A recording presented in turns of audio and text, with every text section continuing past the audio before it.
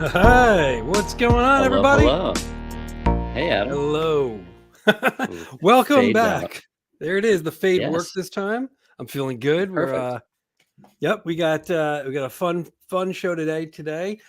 You are in a different spot, so I'm completely lost. Where are we? I'm live from a corner of my hotel in Miami. I'm down here because I'm doing a gallery show where I'm going to be showing off a bunch of art, including your own, at Benzie Studios Gallery in Wynwood. So if anybody's watching live and is in the Lower Florida area, feel free to come out tonight or tomorrow. I'll be hanging out down here. That's amazing, and thank you. I appreciate it. It's a hell of a show that you curated. Looking at all the pieces in there, it's an honor to be a part of it. And seriously, like if you're able to go take a look, go check it out because it is very Yeah. very cool. And I think there'll Um, be a open wine bar tonight and tomorrow. So we'll get messy. say less. All right, I wasn't going, but now I'm gonna fly. So so yeah, man, things are a little wild. Crypto's up, art is up, vibes are up, and we're doing something different this time. And We're gonna stress switch is it up. up. Yeah. We this is the first time we are having a collector who is also becoming an artist in his own right on the show today. Someone who needs very little introduction, and I'm just gonna pop him in here right now. We have welcome to the show, OG Crookedwest. Woo, woo, What's woo, up? What's up, dudes? It's great to be Woo! here. Hyped to be the first collector on the show, and really big fans of both you guys, and excited to chat today. Thank you, Thanks, man. man. It's gonna be We fun, and you're a creator of vibes too. Thank you. You curate people in a lot of ways. You have a wonderful community, which you're welcome to talk about. But yeah, Actually, it's there's funny you you, say you that, you dabble in everything. Brian. That is my number one thing I try to do is find good people who are doing really cool stuff and surround myself with them.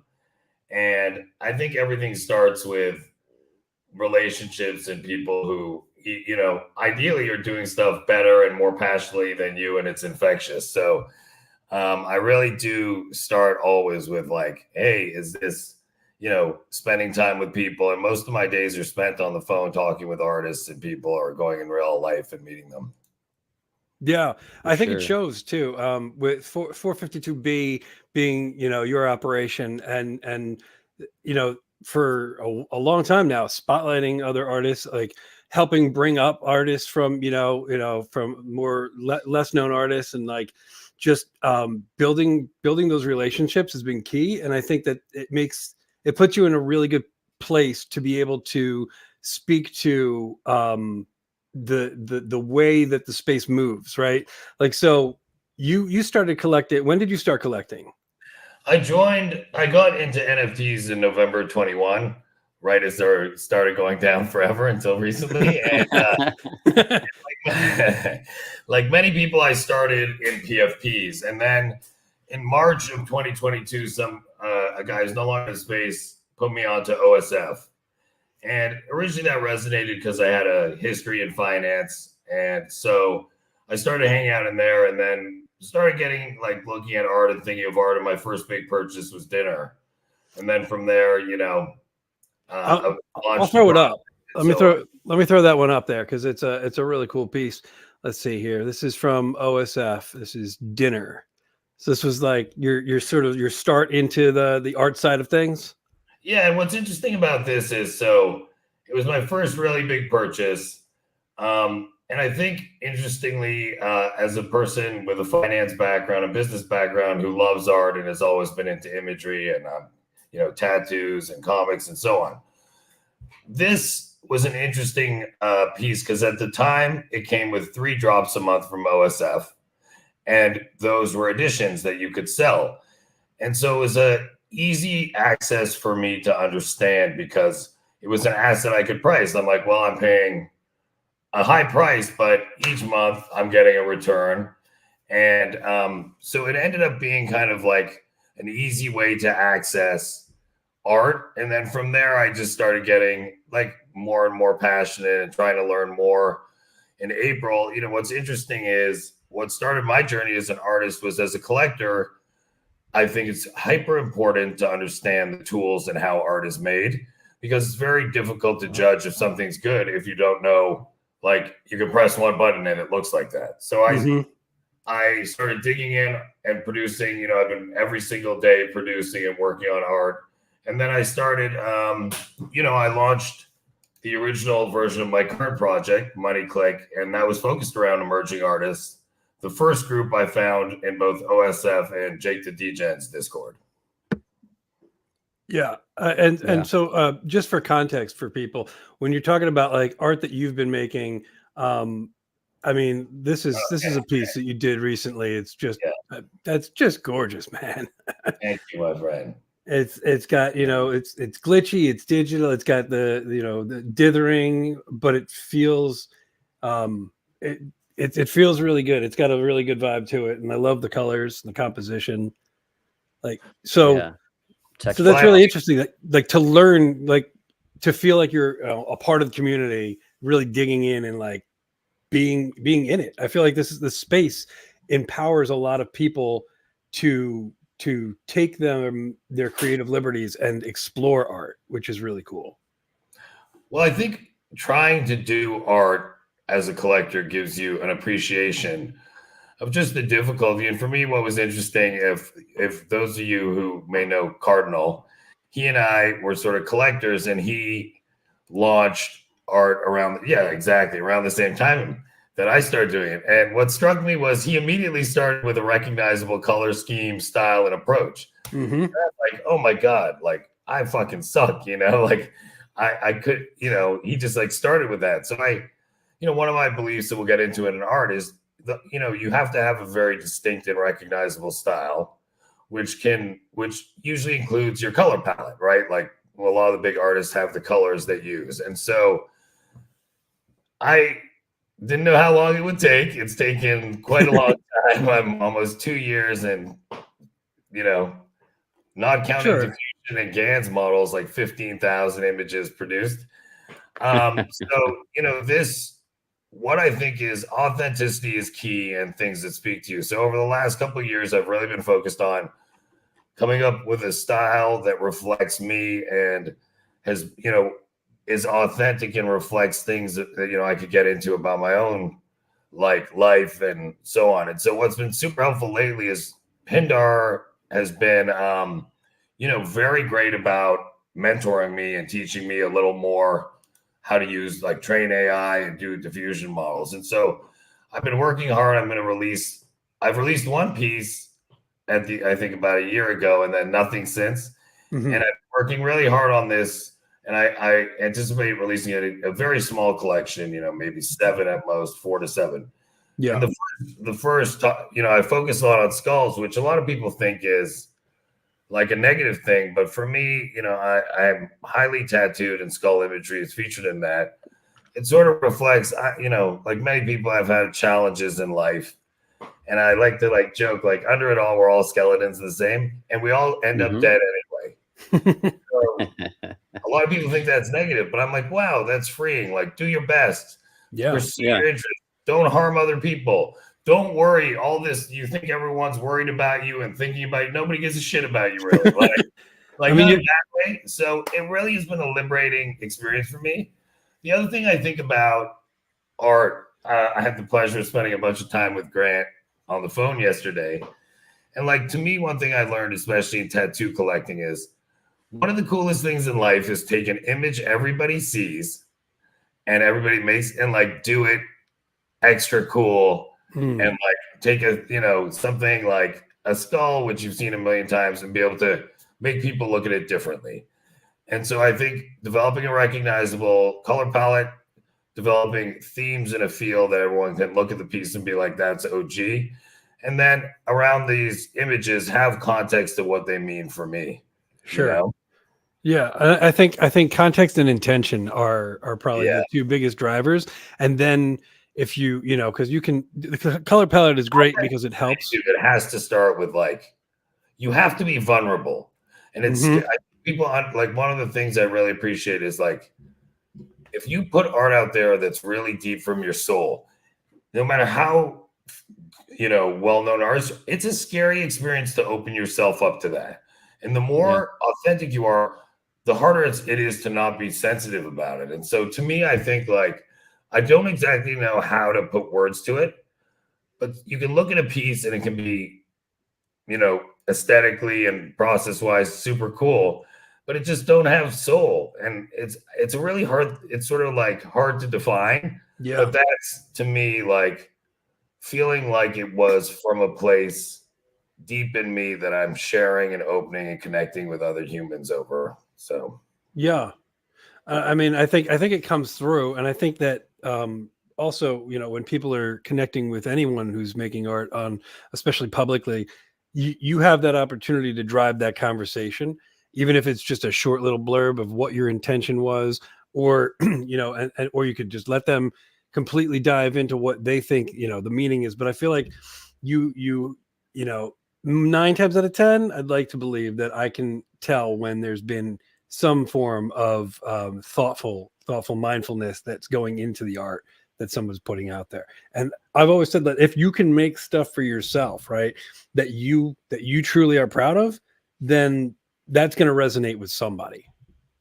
Yeah, and I think, Adam, that's a great point. So for me, for sure that's the case. And I think that putting yourself out there and connecting with people in that way is just a wonderful part of this process. So yeah, I'm going through the different the other thing I want to say, I think the way I try to communicate that a lot is title. So I've gotten feedback on my titles, and I think artists like ACK and some other artists are like, many artists are great with cool titles. And so I spend a ton of time. It's important. Like, I just like, it's funny. I never looked at a Twitter analytic until like November of last year, just for fun. And so what I try to do is just really like open myself to the universe as much as possible, which this has been an evolution for me. I was all like planned, controlled, and so on. And when something feels like it's coming through me, I sort of produce and then try to say the words that triggered with it. And so to me, the way, not, you can have an image, but the title sort of tells your audience, like, hey, here's like what I'm trying to say with this in a way. First clue. Cool. Exactly. Like, you don't say like a balloon. You could be like, or like, yeah.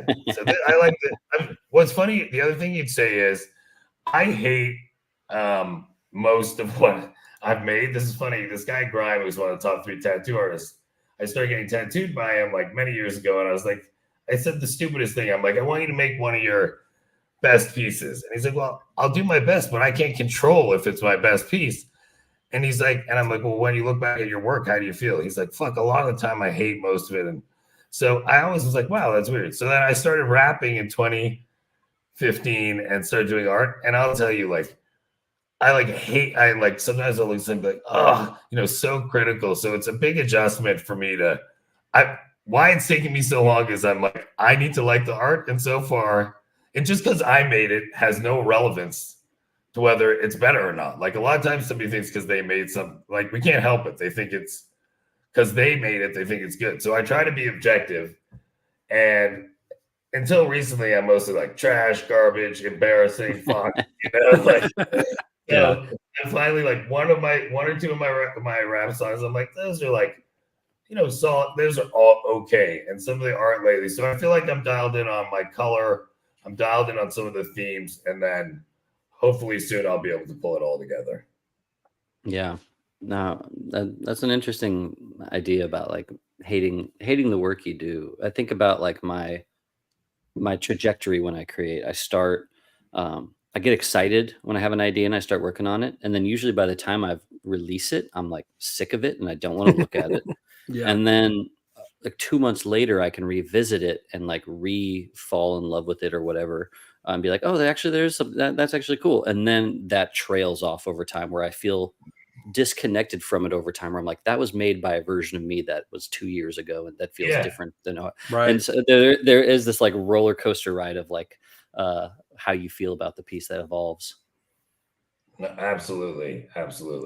Yeah. And there's nothing more fun. Like one of the things that was difficult for me is because I'm no good at drawing or producing. I have an image in my head and I want it on the paper, and like it sounds up. I'm like, I can't make this fucking thing look like what I want. So learning how to do that was process one. And then there's nothing more disheartening. Like when I was learning to glitch and Procreate, I had spent 60 hours on this piece once. And I looked at it, I was like, this is a fucking piece of garbage. And I was like, so hard to feel like so getting through those. And some artists like help me, but it's been a real process. And look, the other thing I think is I want to really respect the space. Like one of the things, like Adam, you guys do this with this show like wonderfully. You're so well prepared and you come in, you know, you respect people's time. Like we've been communicating a lot. And I think like one of the things we need to do if you have audience in this space is like show the wonderful potential of this space and try your hardest and like respect. So I think like for me, especially as a collector and a curator, I'll do my best, but I want people to see like I didn't just start 3 days ago, use some prompts, and then try to sell some shit. Right. Like they see I'm out here grinding, and I think like that's because I respect all of you in the space, and I want to be an example. Like, yo, this can be really super cool, and like you have to do this stuff and be respectful. So that's part of the process to me as well. Has been like I kind of feel like, look, I gotta earn. If somebody's gonna, it's one thing to produce art and not get paid for it, because then you'd be like, yeah, whatever. The minute you start selling something, like you know, you really like somebody's bought something from you. For me, as Bryan knows, he's there. Like I don't. If I'm gonna do something, man, I ain't gonna like let anyone down. You know, you guys see I'm here to grind 24/7. Yeah. So that's part of it for me of why like I'm really until I feel like, yo, what I would look for in a piece of art. Like, is this authentic? Is there something unique or cool about the process approach, the content? Is it right? You know, all the things we've talked about or will talk about. So I'm so thankful you're talking about my art. I didn't expect. It's kind of funny for me to like even use the word. Yeah, it's hard to even say like I haven't gotten to the point where I can be like, yo, I'm an artist. And I make art, obviously. I think of myself, it took me years to even be like, oh, actually, maybe I am like a creative. Like, I don't know. And so it's been a funny evolution. Bryan, you were saying, looking back at old you. I have these moments too. I did something funny after that I used to think was funny after my a very upsetting like personal incident where a divorce basically, and I used to go by Steve in my real life, and then I went to Steven, or people do call me OG as well. But changing like from Steve to like OG or OG Mofo or Steven, it was a real big deal for me because I did feel like that was a different person, and so I do think that's an important thing to appreciate in life. That like evolution, you do become a different person that made that art or collected that art. Yeah. Like stuff I collected when I started was from a different place than now in art, etc. Yeah, I mean, we're all different versions of ourselves, hopefully evolving, hopefully, you know, moving forward in positive ways. But the ability to look back is important, especially it's on the artist side. It's real easy to get in your head about, you know, everything you do is crap, and you look back and, you know, it's a hard thing to it also helps drive us as artists. I think that's a very, you know, natural state that a lot of us find ourselves in. But if you're able to take that sort of like, you know, aerial view and look back and say, okay, well, where was I like 3 years ago? And you're like, oh shit, I've actually done some really cool things and I've pushed myself. And so it's important to find perspectives like that, I think. But this is well, and I think just go ahead, Bryan. Sorry. I was just going back to your art.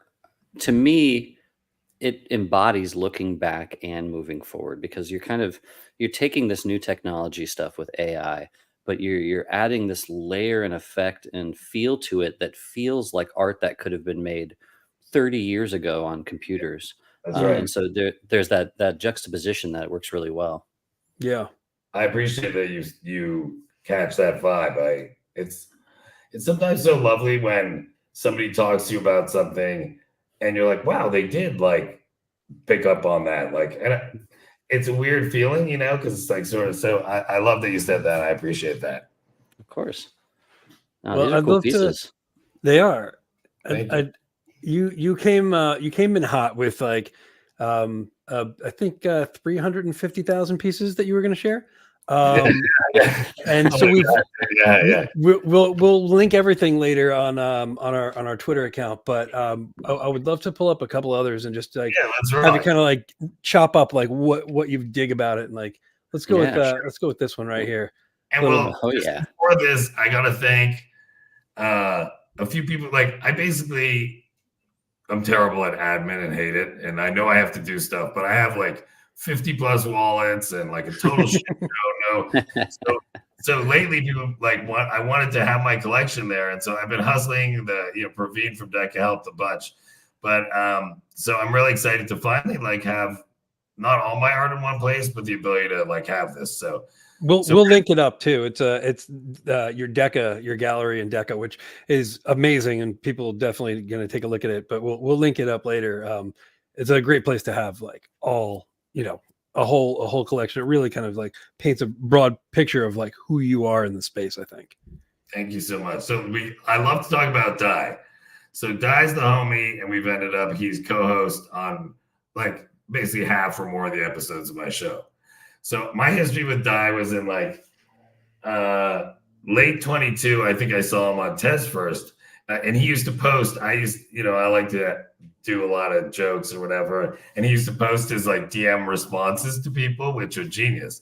And then his art was like, you know, it's like outlandish, Beavis and Butthead, satirical, and so much of it all the time. So it totally captivated me. It's like so unique, and I think he's underestimated. Like, I think he's actually like the most brilliant satirist in the space, because it's very interesting. It's easy to hate on stuff, but what he does beautifully is he sort of says how consumerism and all these things have rotted away, but there's a certain like love and connection of how it brings us together, and it's a really unique vibe. And obviously the art is like so fucking crazy.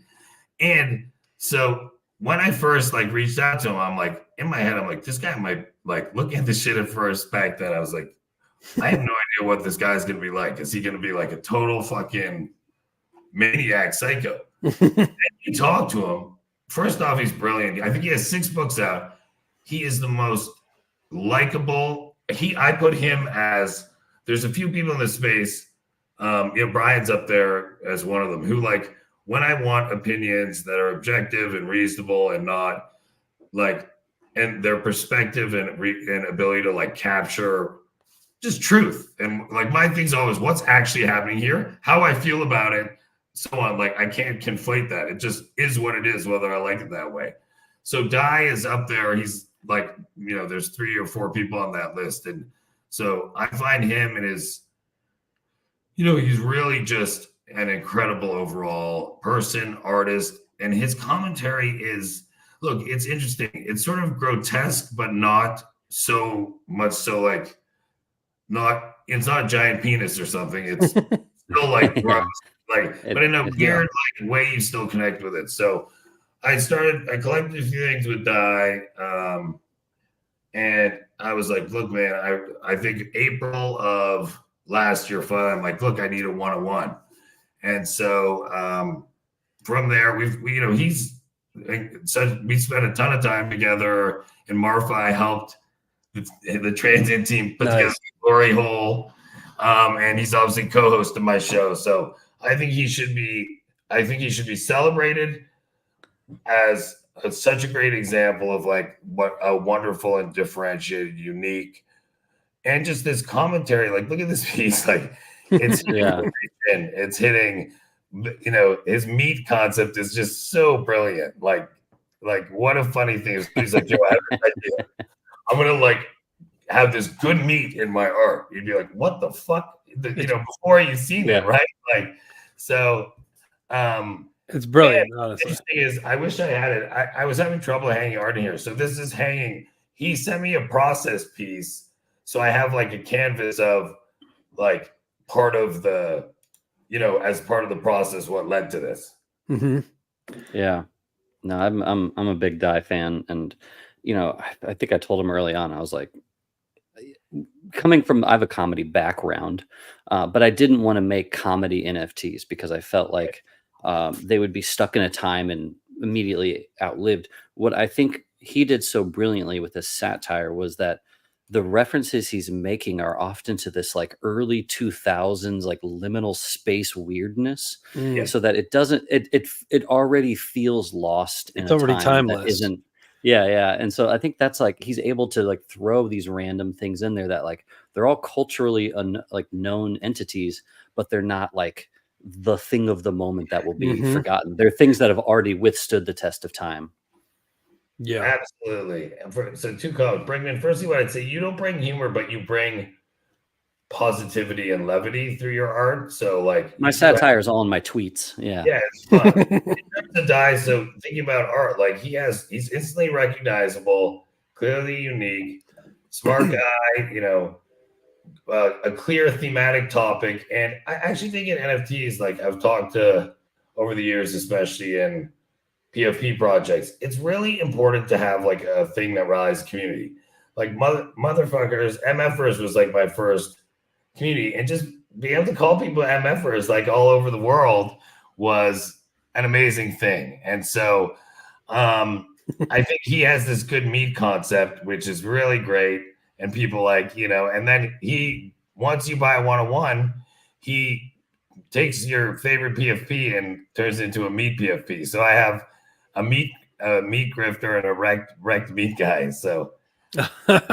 every time somebody comments, it's flashing up on my screen. It's so funny. It goes right in the middle. So I don't know if that's happening to you too. No, we're not seeing. I mean, it's not coming up on the main show until I put a couple up. Thank you for everybody who's out here watching us live. I think also, I'm from the Midwest. I know he is too, and I feel like his works are like a pure embodiment of Midwest culture as well. Absolutely. It's like America. Yeah. It's like retail chain consumerism. I love that vibe. Mm-hmm. But he's from a town called near Elkhart, Indiana, which I don't know if people know this. I only know this because I used to run manufacturing companies. 90% of the RVs in America are made in this little town called Elkhart. Yeah, it's random as fuck, but sounds like there should be a Die with the Most Likes RV touring museum. Well, I mean, that's the concept of his like glory hole. His event was, that was another huge satirical thing, like taking on auction house, how these things all work. And you know what's actually interesting? I walked in with Pindar, and Pindar immediately said, "This is something like significant going on here." He immediately saw it, so it was a really cool thing. Speaking of Pindar, like this piece here, this is a really fun piece that you got. This is Pindar, right? Pindar's a legend. So Pindar does these quantum portraits of people, but he only does them by trade. So my experience with Pindar is hilarious. So I had a super rare pass.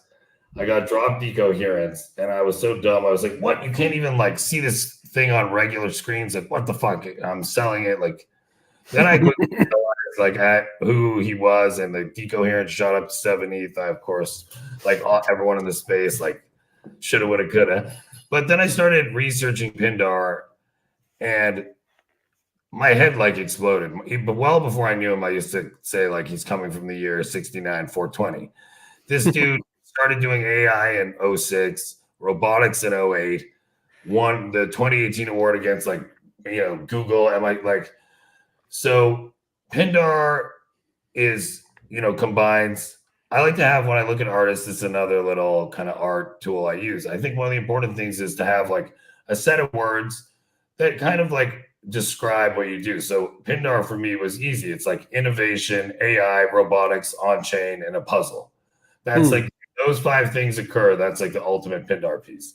So anyway, I started like collecting Pindar and like loving Pindar, and I was putting on my art every day, and Pindar, and what was one of the great moments. I've had a few great moments where this happened, but Pindar DMs me and he's like, "Yo, gee, like I really like this piece you did today. If I find one I like, I'm willing to trade that piece for a quantum portrait of you. So I was like, holy shit, like this is, I can't believe this.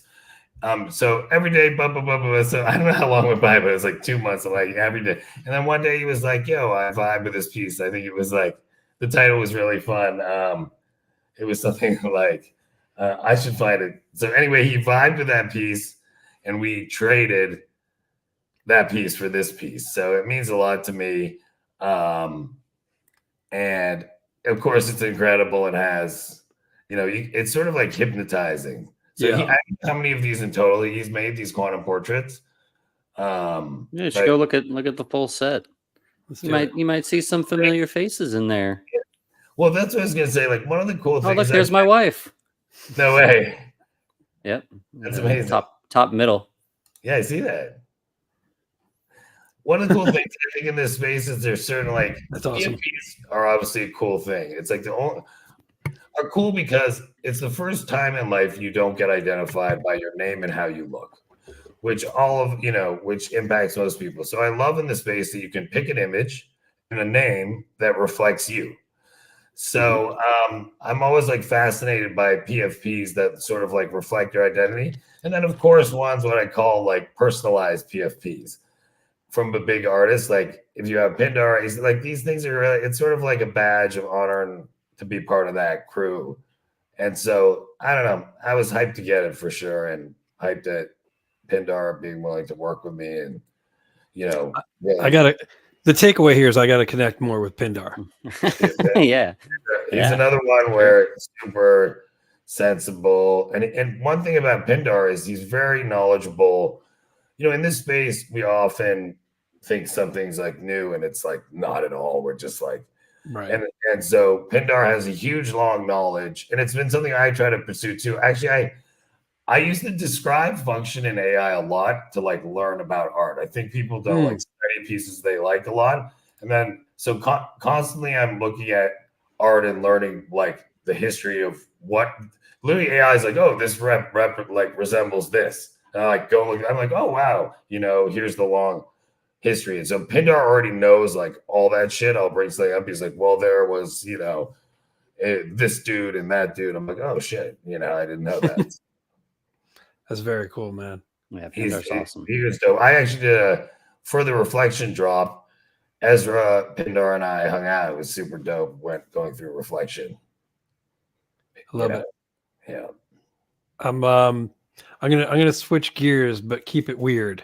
So let's keep picking through this collection of stuff. Check this out. This is speaking about details and keeping it weird. Oh yeah. ETF, Eyes, Teeth, Flesh, Chaos Engine. Yeah, I love his work. We're going big on this one. That's in my secure bags wallet. Okay, this is super interesting to me again. So Eyes, Teeth, Flesh kind of had a great reputation online, been like, working for a while. I hadn't, sold, I don't know, I got introduced to him when I saw that Zach from Super Rare bought one of his pieces. Yeah. And I remember that. I started looking at it. I was like, oh my God, this is like such a crazy concept again. Eyes, Teeth, Flesh is a great, like, what a cool, crazy name. And having an art that feels like it reflects the name that like is cool, the intricacy of the details, the coloring. And so I thought it was I saw between, so I don't think, Grant said this and it's been like, I say it all the time now. You can't separate art and artist. If you get to know Eyes, Teeth, Flesh, like they are something like you would want to bet on. So we DM a lot and so on. But yeah, so I grabbed, I think the second piece on Super Rare. And then I think Dye grabbed the third piece. If we look, and I mean, there may be one more that just sold, but obviously, relatively new artist, this crazy style it's immediately recognizable, and cool patterns. It almost looks not generative per se, but like you guys know what it like feels. There's a method to it. I've been a fan for a while now. Yeah. I went down this rabbit hole of trying to create like biological looking generative, And so I think this is kind of like a dope take on it. Like, yeah, like look at that shit, you know? Yeah. It also just feels very meditative. Like if you've ever drawn anything in with little details, knowing what goes Those into something like eyes. this, it's just Well, it can be very relaxing. I get the whips a lot of the time where we talk back and forth. And so I see Flash as like another super cool, you know, like look, and I think has a really good future. And Yeah. as an artist Yeah. that, you know, you really have when you buy art, the artist, most artists in this business are like still have decades ahead that they'll be producing art. Oh my God, yeah. And then the more they produce, the more their collector base can impact what happens to the art.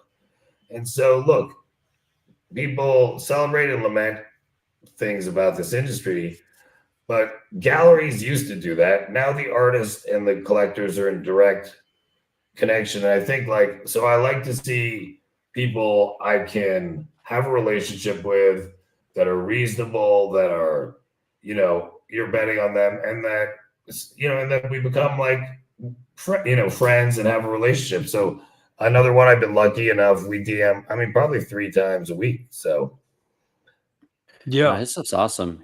I feel like he was a part of my Discord pretty early on, and he's always been very good at sharing his work in progresses and sharing what he has available. And it's awesome to see that all that hustle's paying off. Yeah. when I bought it, I got it's always interesting. So I bought it, a bunch of people DM me saying, oh, like how much they liked him. So Yeah. it was Yeah. cool. He's definitely like an artist fan favorite kind of thing. Yeah. You know, like, and he's Yeah, in all yeah. the chats, and it's been great to see him flourish. The artists, I agree with you. There's like sort of the collector's artists, and then there's like artists that other artists think are badass. I Yeah. learned that in tattoos at first, like that, you know, who's the most legit in the community from the people. And that's why, by the way, going back, like as somebody who collects art or purchasing art, I think it's really important to understand, like, if artists understand how difficult things are to do because they're doing it. And so Mhm. if you don't, and you can't appreciate that, it's just a really cool, like another piece of the puzzle to know when you're a collector or involved in the space. Yeah. I want to switch gears for a minute and take another look at a very different piece.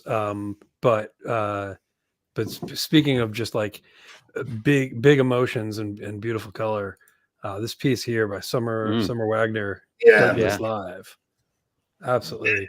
This Love was a it. crazy thing, man. So years ago, I used to think like the hardest NFTs are first music, then photography, because creating recognizable photography, I was like, look, it's just very difficult it's more difficult than having total freedom, right?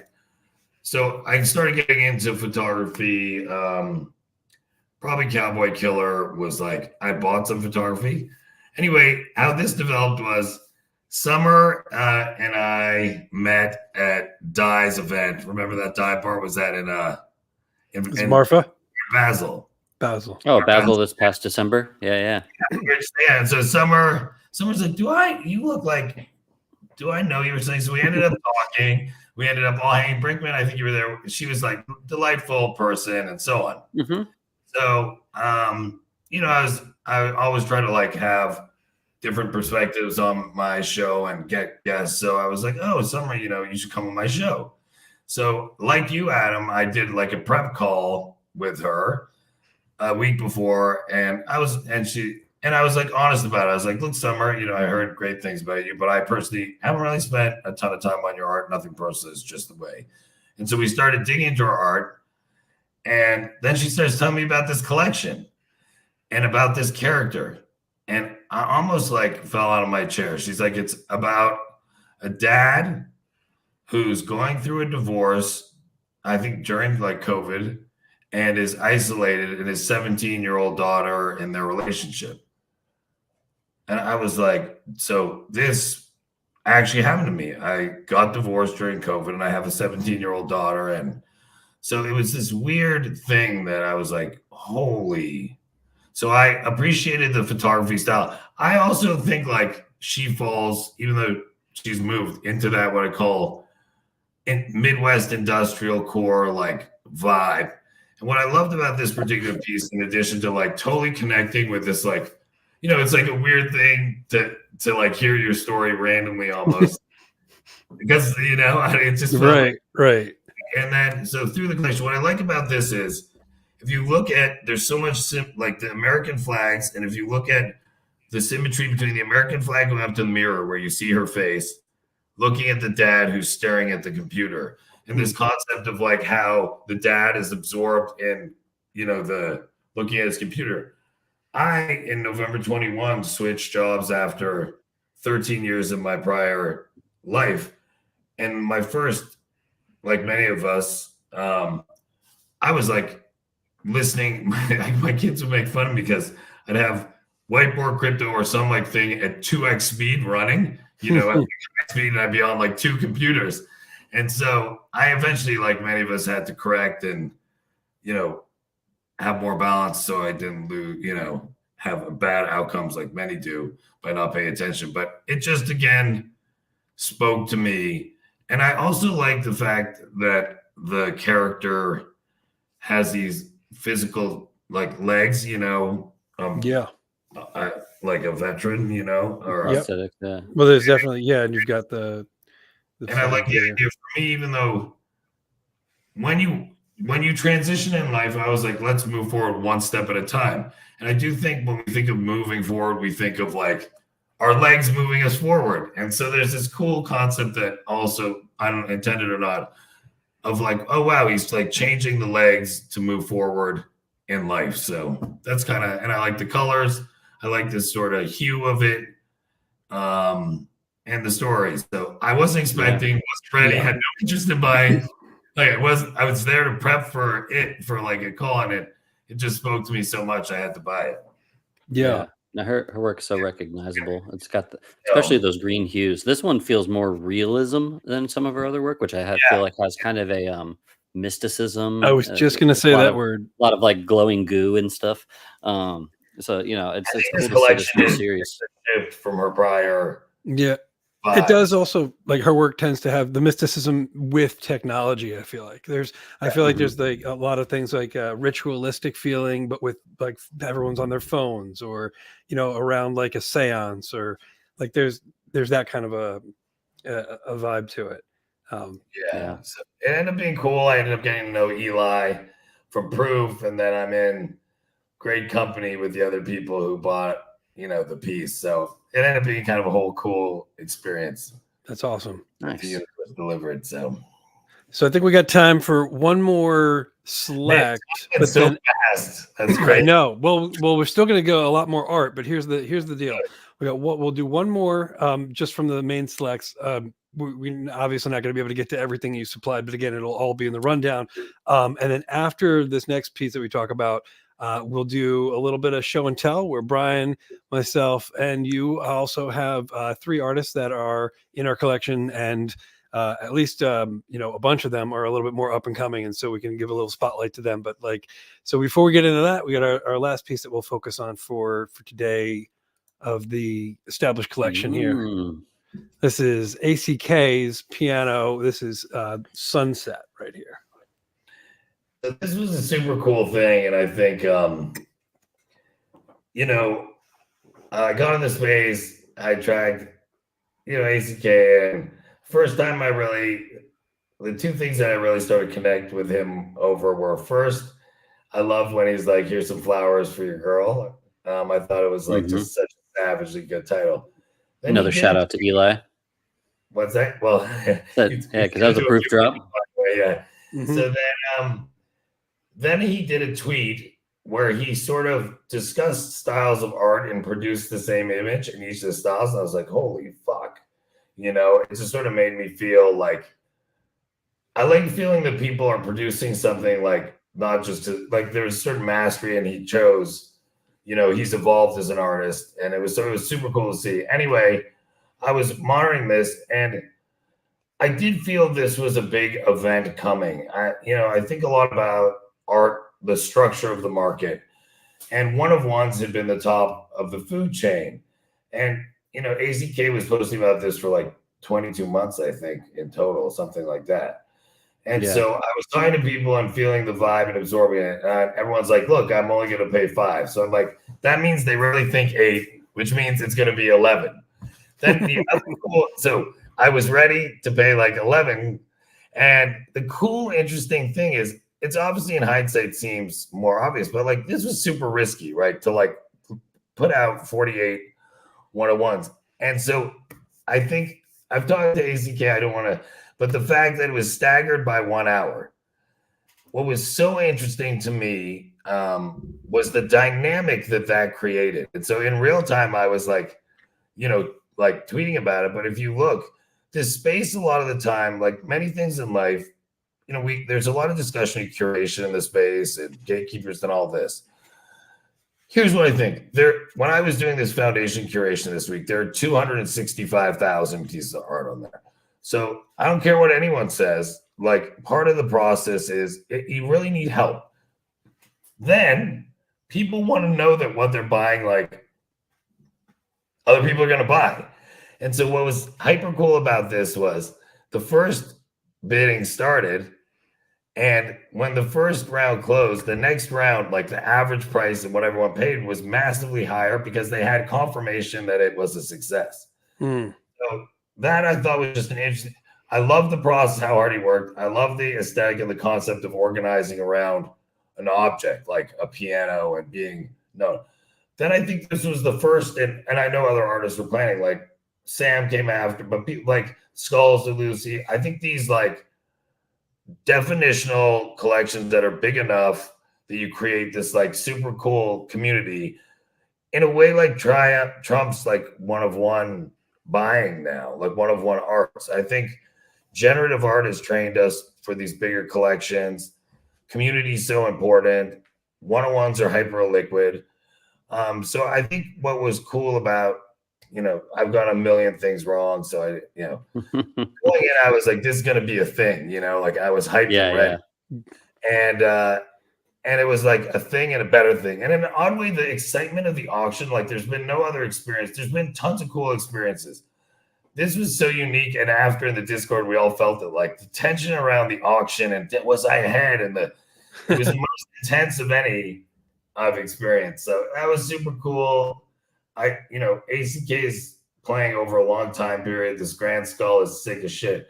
He and I have become like, homies, and I just really, I think he's one of the top, wonderful artists, huge chance of doing some stuff outside of the space really successfully. And look, another great person, great friend. So it's really been a cool thing.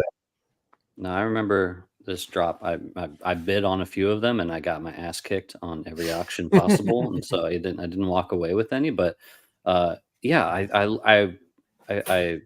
find a lot of inspiration from ACK, whether it's the mechanics or the marketing. He's really good at understanding collector relations, and so I'm always kind of watching what he does and learning from it. And my next drop is going to be a large series of one-of-ones, and so I've been thinking, I literally talked about this drop yesterday with another artist about they're like, what do you think the future of art is? I'm like, well, look at what ACK did with the broken pianos. I think that's what collectors really want right now.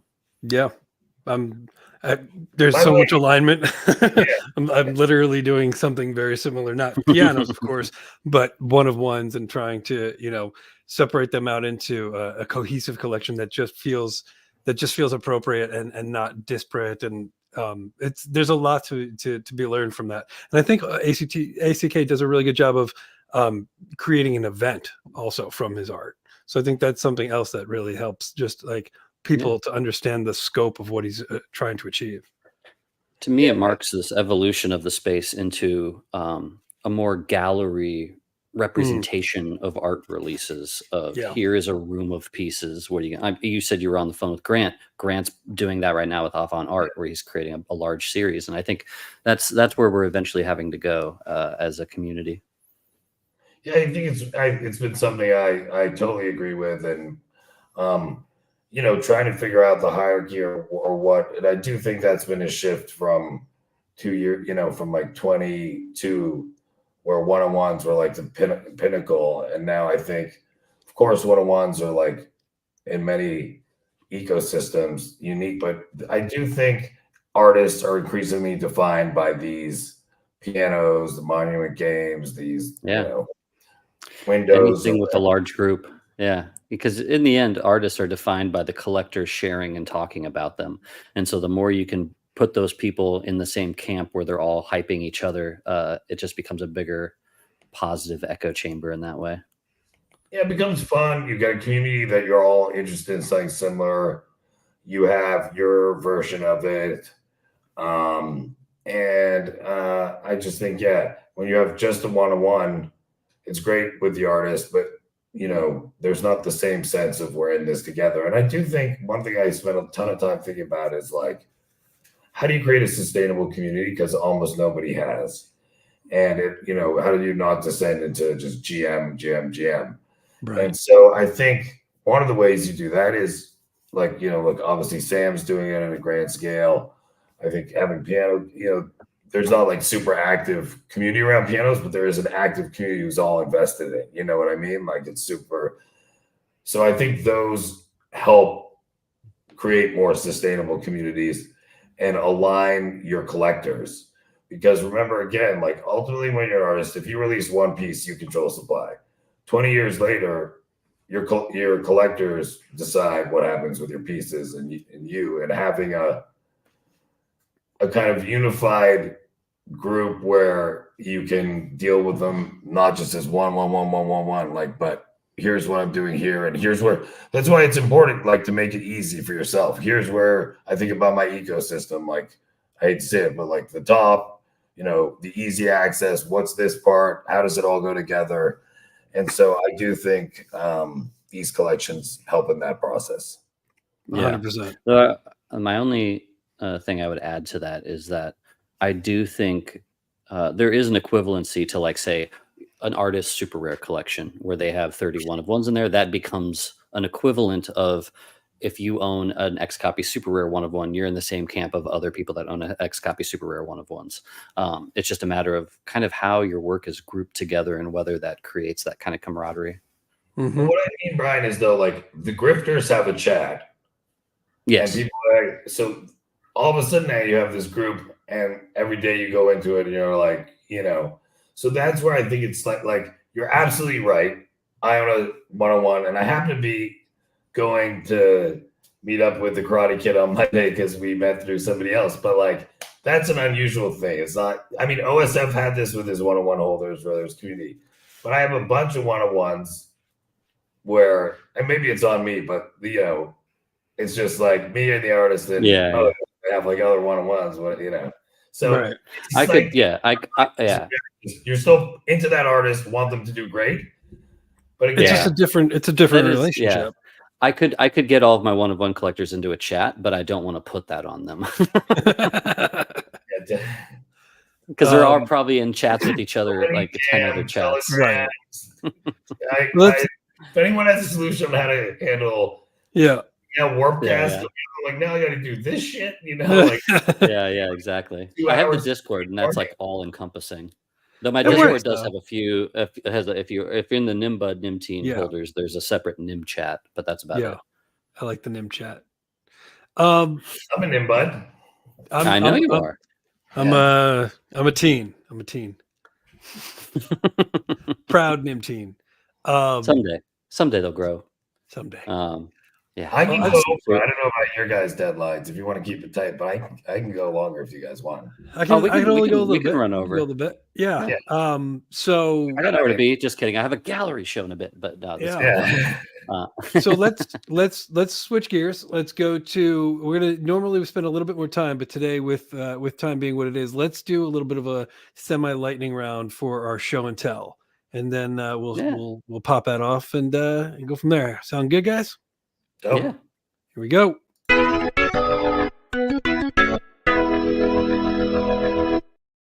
Do. There's all these fancy fucking things. I need that. I'm so bad at that. Like, I can't believe that's so cool. Thanks. Barely, Dude. I finally like, I had to get somebody else to put it on YouTube. Like, that was a big thing. We try, man. We just trying out here. I made a theme song for my show. I played it the first couple times, and have you not heard it? Done. Yeah. Oh yeah, your I've heard rap it. song, right? Yeah. Yeah, it's great. All right, here we go. We're gonna get into it. We're gonna start. So we'll just kind of run through these. These are three pieces. Let me get my he's ready. to go, baby. Let's go. Go face. 1, 2, 3. Boom. We kick it off. Pajamas Day. Ooh. Pajamas Day with Bastion JPEG. You want me to Bastion? Nice. What do you? This is in your collection, OG. What are we digging here? I've been with Bastion since the jump. He was in the OSF community. Launched his token in like April of 22. His first token of like 14. I own one of those. He's incredible, dude. Like a brother to me. Was one of the artists in my first season. Is in the clique every day. We just hung out in Paris. He's one of my like most interesting, more emerging artists in that I think in art you have like super crypto art, super crypto native art, and then super wide appeal art. And often those two are in opposition. And I think as he's evolved, what he does well is like super crypto themes. Like if you look at every detail, he's super into the community culture. But it feels like, it feels like accessible as like a Disney thing almost. Like it's so accessible to somebody who's not in crypto. While at the same time, like I have this project Fake Rex, and like he started with this like vending machine with all this stuff. So his level of focus and detail, his use of the tool, his passion for learning. He's a little shy, but he to me has an incredible style and is going to continue to just do great. And as a human being, wonderful. So he's like, we talk all the time. We both have like, it's pretty funny. He has a shotgun. We got like a similar tattoo. Which is pretty funny, but he's great. I love the vibe. Love it. This is great. Yeah, solid. It's got that nostalgia going. The subtle curtains. With artists like name their style, and he came up with, I'm gonna screw it up. Don't kill me, Bastion. It's like artifact and nostalgia. Yeah, but it's like nostalgic yet, it's a nostalgia fact. Yeah. It feels nice. It feels really like, The coloring on this is a little different than his other pieces. He's got more blue tones, right? Yeah, like purple blue. So this was more. All right. It's super and cool. there's some good jokes in there. You got the cool cats on the missing milk carton. That's great. He's been cool. He's incorporated me in like a bunch of it, like not a bunch, in several pieces, like the click or my punk or whatever. Yeah. Well, let's keep the nostalgia vibe going. Brinkman, you brought this guy here. This little fun Pepiano. Yeah, Pepiano. Perfect. And this was made by Neon Glitch, who's a multi-talented artist. He helped create my Eminem Pepe. But I love that this thing is an interactive piano you can play, and like if you click the eyes, I think they blink or something. Yeah. Oh wow, that's so cool. And so it plays music, but I can't get the audio. Yeah, we don't hear the audio. Well, it's probably for the best because you're just going to make a bunch of loud noise. But the fact that he built a working piano NFT, and this is a part of the Memes Lab contract. It's just fucking awesome. Like such a cool, like you don't see stuff like this often in the space. And he's doing so much awesome work in like metaverse building and VRM buildings. Like I said, he did the Eminem Pepe for me. Based on my Memes Lab drop. And so, I just, huge shout out to Neon Glitch, who I think is just one of the biggest innovators right now, technology wise in the space. Amazing. Is and I saw it listed in there, Peeping Tallulah. Is that also someone you worked with for this? I might be mistaken, but it was listed in someone named Peeping Tallulah. For this, it might have been a collaboration between the two of them. I think it might have been. So I'll tag them up. Good shout out. Give credit where it's due. So I'm trying to do, man. All right, we'll keep moving, keep it rocking. We're gonna go with this piece. It's called 420 by Jose Narciso. I just thought it was really cool. I thought I like that it's a lot of like sort of imperfection and spilling off of the canvas and depth to it. It caught my eye real quick, and Yeah. it felt like a old paper, but from the future, if that makes any sense. Yeah, it's like glitch art mixed with that like kind of liquid paint art. Yeah. You know what's interesting too? Like you picked a Pepe. I think one of the cool things in a community is like saying I'm part of this community. So 420 is interesting. Castration as the title strikes me. And then I think you're right. It's like it looks painted, but almost like layered at the same time. It's cool. Yeah. Yeah. Very cool. I always bid in increments. So I bought starting with dinner, 40.42069 ETH. Summer Wagner 8.0420690. I always do expiration of my offers. It's the culture, man. That Pablo tweet was about you. Which one? The Pablo tweet. That Pablo tweet where he's like, people stop bidding with these numbers, please. Always. They're never going to stop, man. The children. Think of the children. Yeah. As if supporting artists, like the increments mattered. Give me a break. What's not to take. All cultures have language. Like if you talk to somebody in the army, they use a bunch of terms. Or if you go to the doctor and you say like, oh, doctor, like my leg hurts. If you walk to a doctor, you're like, hey, doctor, I took a blunt trauma to my quadriceps and there's some associated hematoma. They'll talk to you totally differently because you're communicating through your language like you're an insider. So I think that these things should be celebrated because it says like, here's a way we're connecting. We have a theme and a way of talking and being that represents who we are. Yep. And so, yeah. And I think it's irreverent but cool at the same time. So I won my auction on Verse today for the Tukes piece with a bid of 420. So we're on the same wavelength. Nice. All right. We're going to jump in. We're going OG. We're going to Cowboy Killer. You, me, and the end of the world. Cowboy. So Cowboy and I have been friends for years. Then I got into him. He just did his first. I feel honored. He dropped his first like GIF piece ever on my project just last month. He was our artist. Nice. Again, if you see common ground, so I came from like my job prior to this was working in manufacturing and industrial, and prior to that, finance. So this vibe or feel of like what we talked about with Summer, I feel like that's captured here in Cowboy like this. There's a certain like beauty, but loneliness. They're in the car, but not, you'd imagine if they were parked, like, they're separate still. And so the coloring, the composition, the car lights are on and they're just sitting there. I just think the vibe is dope. And, and I had a funny history of how Cowboy and I connected, but yeah, I think it's a dope piece. Amazing. This is awesome. Yeah. I know his work well, but this is one that I had not seen before because this was a Babylon release. I won this. So I had 2 101s and then I won the Babylon. So I have 3 101s. Oh, you won the raffle this is the one of one? It's the only raffle I've ever won. Like, wow. Amazing.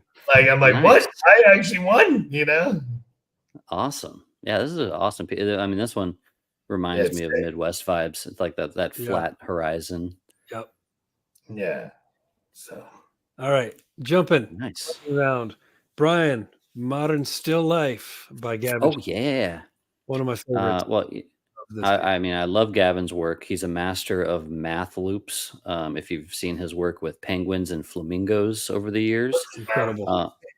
Well, it's like all of his loops have to do with using like triangles and shapes that loop in different ways to create these really wild. You've definitely seen loops. His stuff. If you haven't, that'd be fun.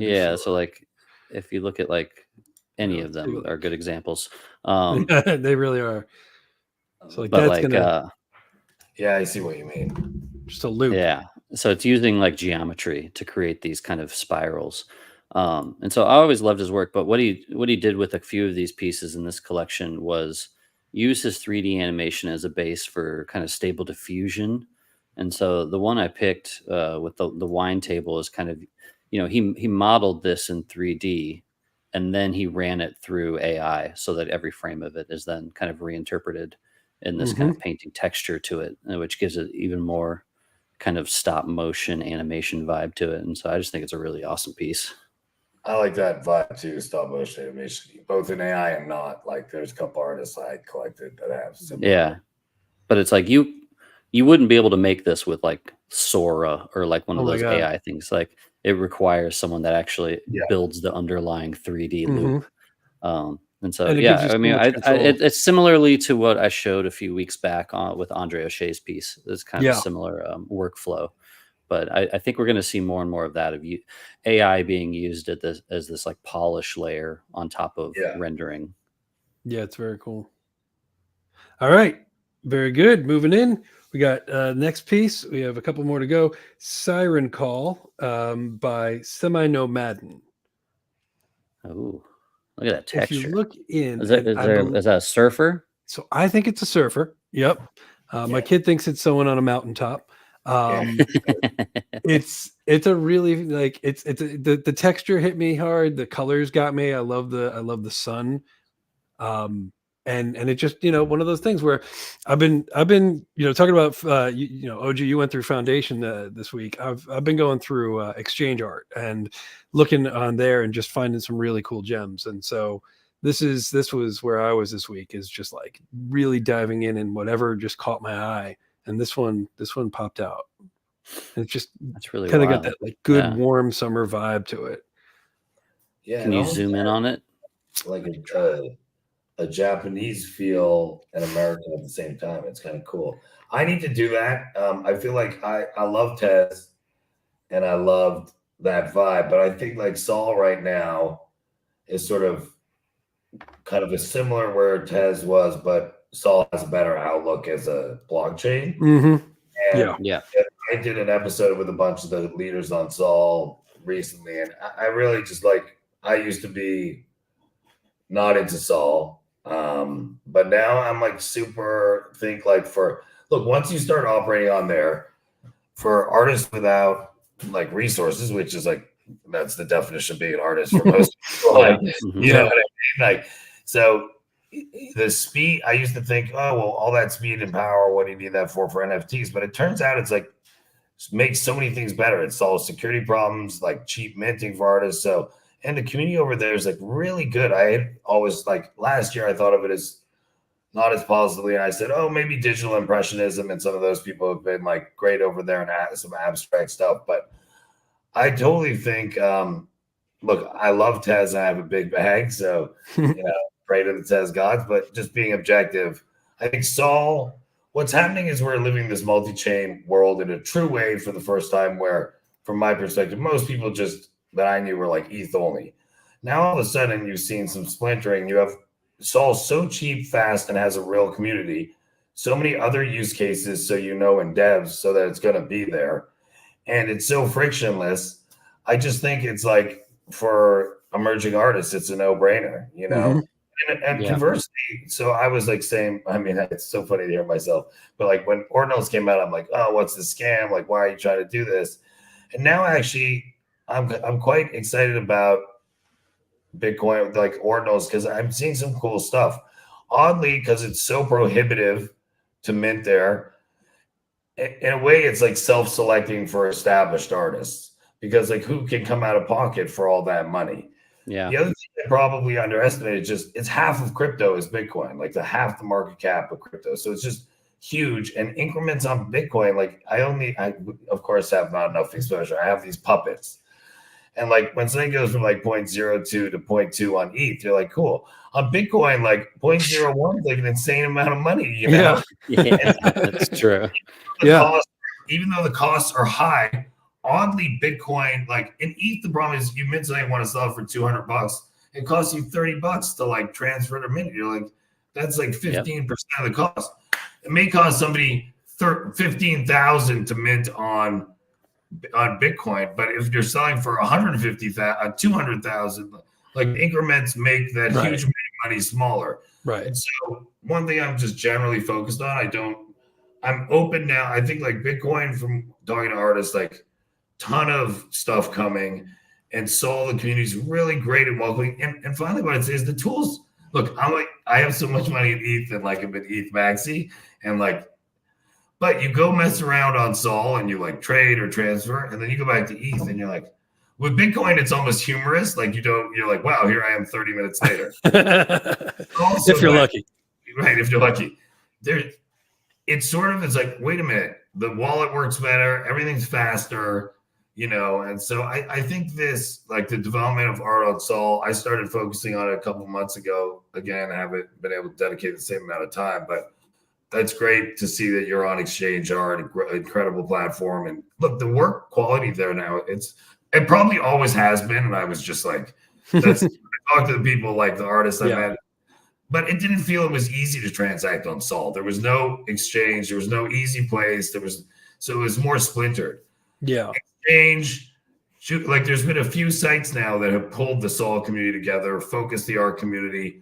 And so I really think it's sort of for emerging artists, probably like, one of the more exciting places to look.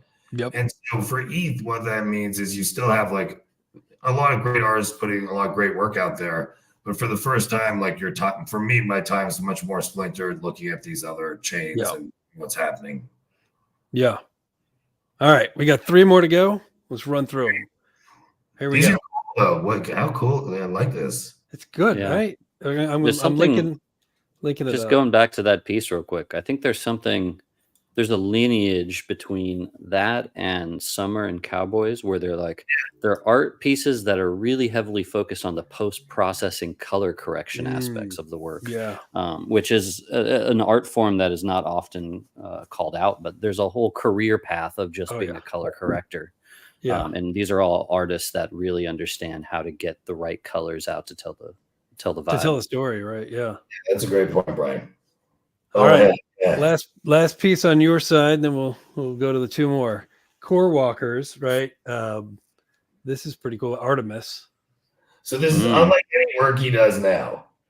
I came across Artemis in the Chimpers community. And I was just this was sort of when I was learning more about like generative and AI. And a guy, JPEG Greg, who's still a friend, put me on to Artemis. And I started talking to Artemis, and my head almost exploded a bit like Pindar. So to make this piece, Artemis he used publicly available AIs, then like trained his own AIs.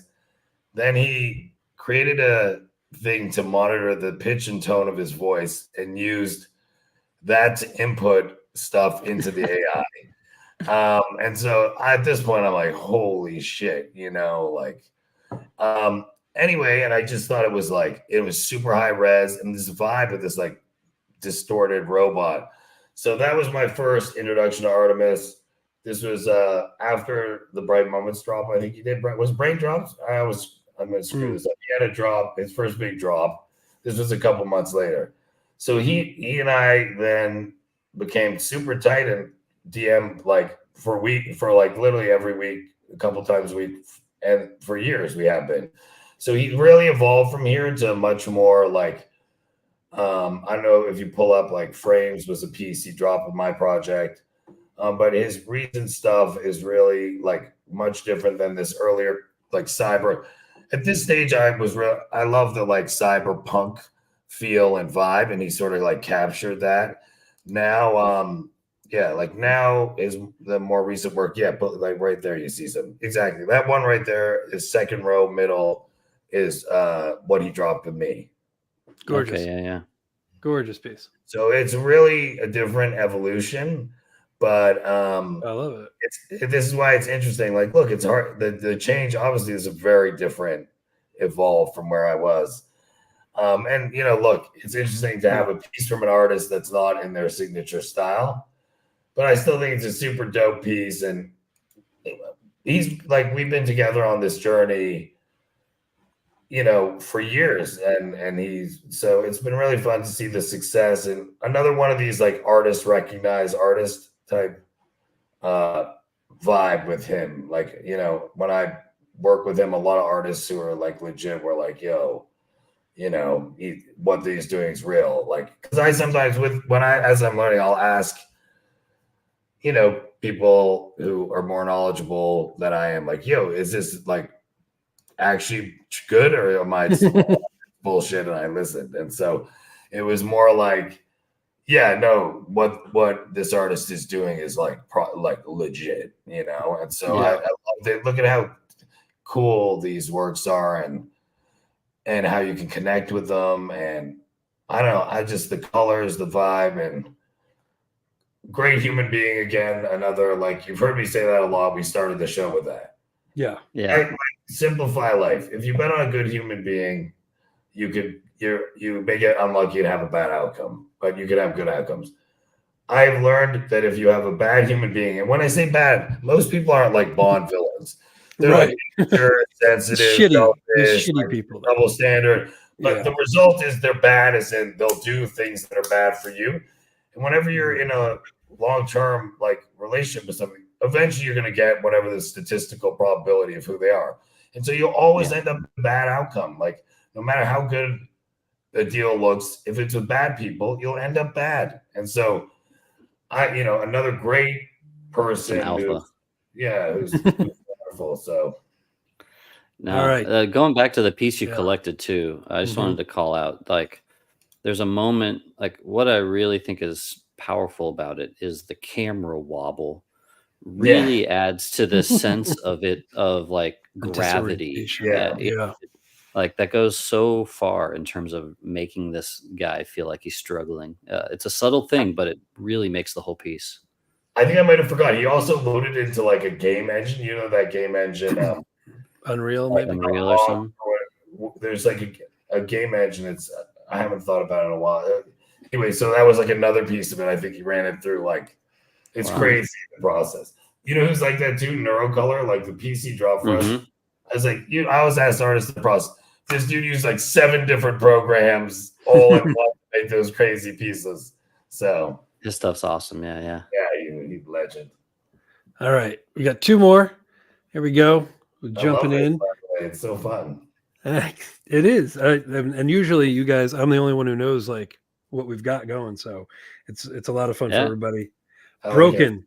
I love Olhan TV. Just so good, so recognizable. One of my favorite artists.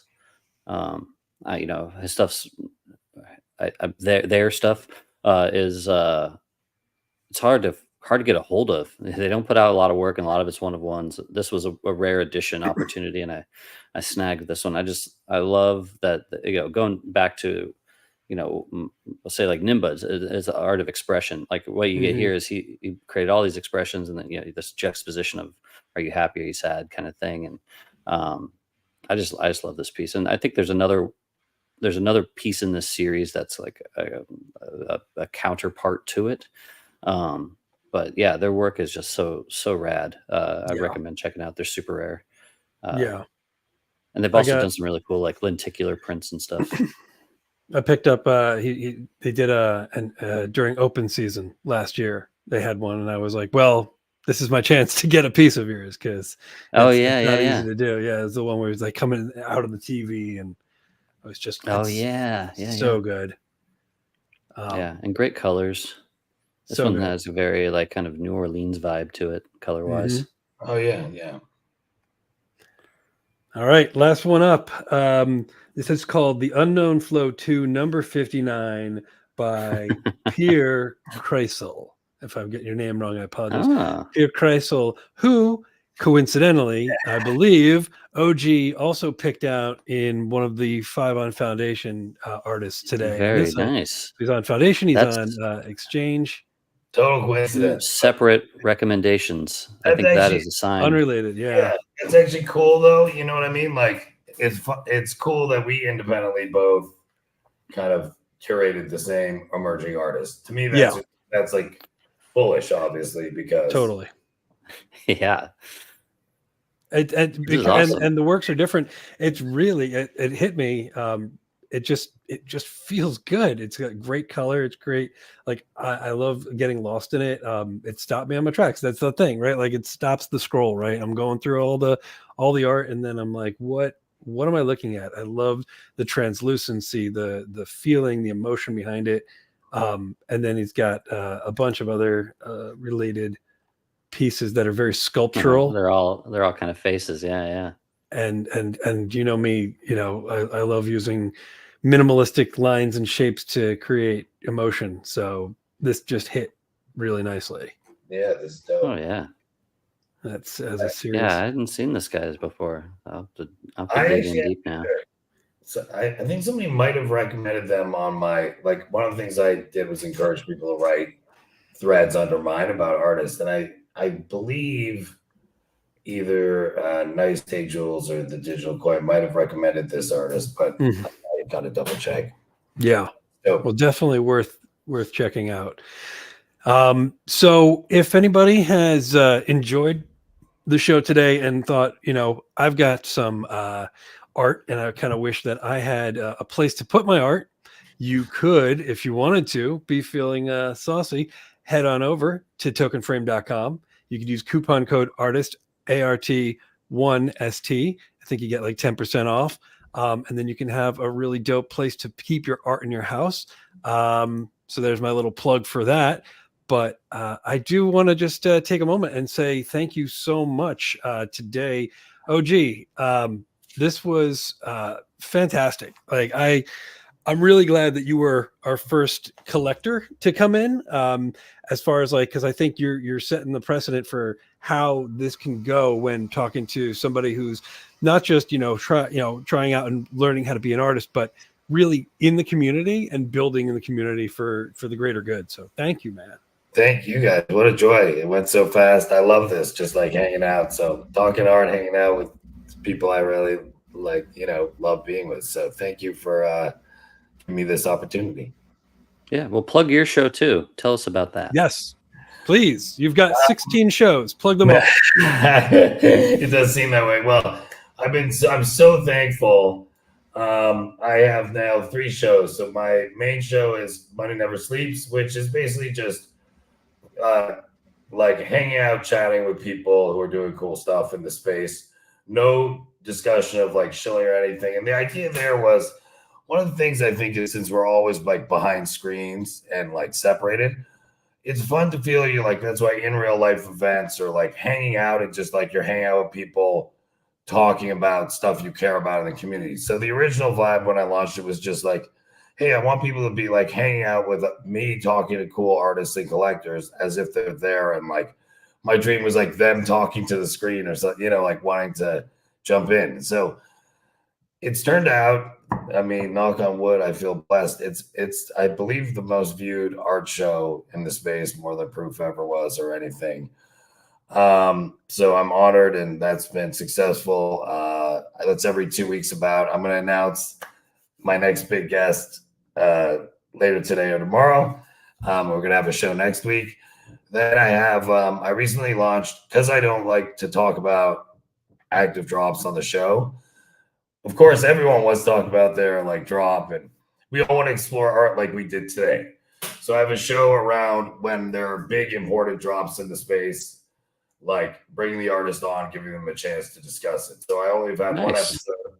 What's hilarious is I couldn't think of a name in time for the episode, so I just called it NP, name pending. So my first episode was with Pindar, and it has like 7,000 viewers and 25,000. Yeah. Nice. Which, is super cool. And then I used for a long time, every artist we drop, I did a spaces with. So I now do that on video. So those are my 3 shows. Yeah. I don't think I can do more. Yeah. Yeah. Well, if anyone for some reason is not following you, please go and follow our guests, OG_Crookedwest on Twitter. Check out the show. Bryan, you've got your curated gallery show happening right now in Wynwood, and that is exciting. I can't wait to see all the stuff from that tonight. Yeah. Oh, also, if anybody is in Dubai, I know we have a lot of people listening in Dubai right now. Go to Art Dubai and see my work on display there. Thanks. Amazing. Yeah. I think that's it. Should I tease our next guest? Our next guest next week? Yeah. Next week, we are back here. Ed Balloon. Ooh. We love the Ed. That'd be great. And it's rare you get a video Ed. It's usually you only get audio. Yeah, video Ed. Video Ordinal, right? Ed's dope. Ordinal? Yes. He just did an Ordinal. Yeah. He just did an Ordinal, right? Mm-hmm. Very cool. Oh, that'll be All fun. right. Well, thank great. you everybody for watching. Thank you for showing up. We do this weekly, 2 p.m. Eastern, 11 a.m. Pacific on Fridays, and we will catch you all in the next one. Have a good one. Much love. Much love. Take care.